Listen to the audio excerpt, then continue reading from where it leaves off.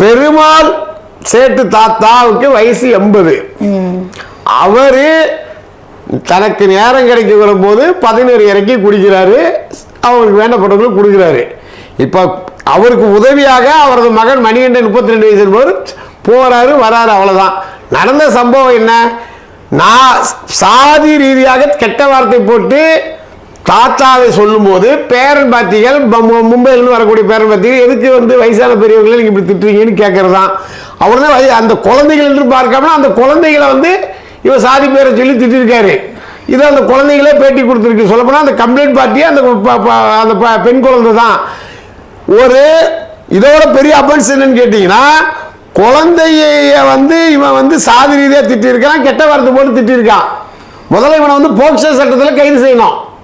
குழந்தைகளுக்கு முன்னாடி துப்பாக்கி பிரயோகம் பண்ணக்கூடாதுன்னு ஒரு சட்டம் இருக்குது. அது அவனுக்கு தெரியுமா தெரியலன்னு தெரியல, அதை அவன் செஞ்சிருக்கான். அதுக்கு ஒரு வழக்கு போடணும். காவல்துறை தன்னுடைய டிபார்ட்மெண்ட் சேர்ந்தவர்களை காப்பாற்றுறதுக்காக அவங்களுக்கு கூட இந்த மாதிரி செஞ்சிருக்காங்க. முதல்ல ஒரு துப்பாக்கி எடுத்துட்டு வரதுக்கு காரணம் இன்ஸ்பெக்டர் பதவி நீக்கம் செய்யணும். இன்ஸ்பெக்டர் இது வரைக்கும் பதவி நீக்கம் செய்யப்படலை. இவங்களுடைய போலீஸ் ஸ்டேஷன் லிமிட்ல இருந்து எப்படி ஜீப்பை எடுத்துட்டு இவர் போனாரு, இந்த மாதிரியான பல கேள்விகள் இருக்கு. இதை தாண்டி ஒரு குற்றவாளி தப்பிச்சு போகும்போது தான், தன்னை தாக்கி விட்டுட்டு தப்பிச்சு போகும்போது தான் என்ன பண்ணலாம், துப்பாக்கி சுடலாம்.